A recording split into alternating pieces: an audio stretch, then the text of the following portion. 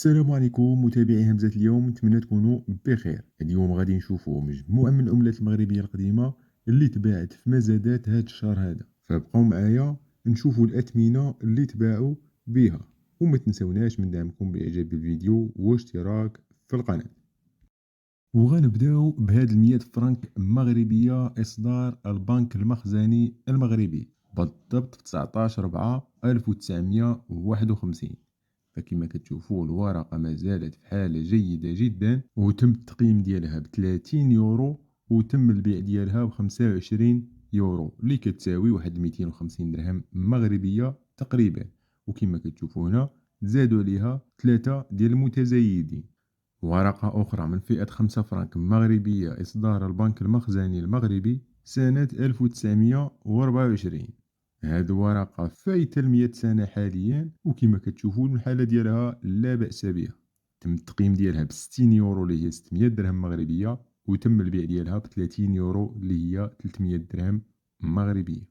معنا كذلك هاد العشرة دراهم الغنية عن التعريف، 10 دراهم محمد الخامس إصدار سنة 1968، معروفة بكثرة عند المغاربة، والهوات كيبحثوا عليها وضروري تكون عندهم في المجموعة ديالهم. فهاد الورقة ما زالت في حالة جيدة، وتم البيع ديالها ب 41 يورو اللي هي 400 درهم مغربية، وتزايدوا عليها 5 ديال المتزايدين. وفي نفس الإصدار اللي هو 1968 تم إصدار هاد الورقة هادي ديال 5 دراهم محمد الخامس، وكما كتشوفوا ما زالت في حالة جيدة جدا. تم التقييم ديالها ب 80 يورو، وتم البيع ديالها ب 42 يورو اللي كتساوي كذلك واحد 400 درهم مغربية. 5 فرنك مغربية إصدار البنك المخزني المغربي بالضبط في 14/11/1941، ما زال في حالة جيدة جدا. تم البيع ديالها ب 60 يورو اللي كتساوي 600 درهم مغربية.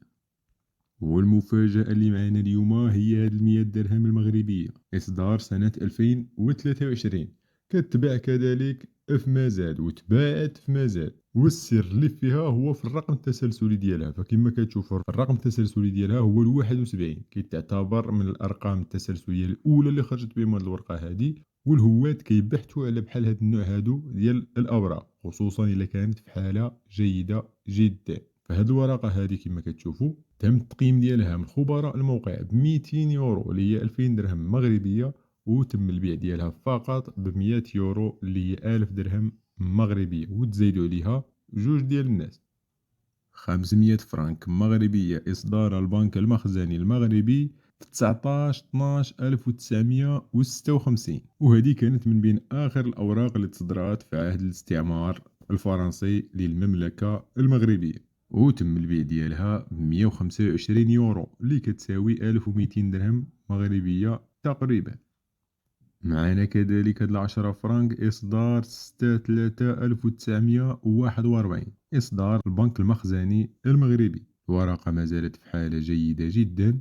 تم البيع ديالها ب 155 يورو اللي كتساوي واحد 1500 درهم مغربية تقريبا. 20 فرنك مغربية إصدار 1943 من طرف البنك المخزني المغربي. الورقة ما زالت في حالة جيدة جدا. تم التقييم ديالها ب 400 يورو، وتم البيع ديالها ب 200 يورو اللي هي 2000 درهم مغربية. 5000 فرنك البنك المخزني المغربي إصدار 21/12/1945.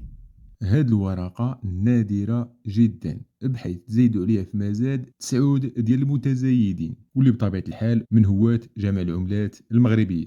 وتباعت هاد الورقة هادي ب 630 يورو اللي كتساوي 6300 درهم مغربية. 100 فرنك مغربية إصدار البنك المخزني المغربي في 1/3/1944 سبيسيمين ومقراديا. كما كتشوفوا الأرقام التسلسلية ديالها عبارة عن أصفار. تم البيع ديالها في مزاد في هاد الشهر هذا ب 960 يورو اللي كتساوي واحد 9600 درهم مغربية. 100 درهم مغربية أو 10000 فرنك إصدار البنك المخزني المغربي بالضبط إصدار 28/4/1955. ورقة جميلة جدا ومقرادية، تباعت في مزاد كما كتشوفوا ب 3589 يورو اللي كتساوي واحد 35000 درهم مغربية. فاللي عنده هاد الورقة يعرف القيمة ديالها، وهذه غتكون هي أغلى ورقة تباعت في هاد الشهر هذا في مزاد على موقع CGB. ما تنسوناش من دعمكم بإعجاب بالفيديو واشتراك في القناة، وشكرا على المشاهدة.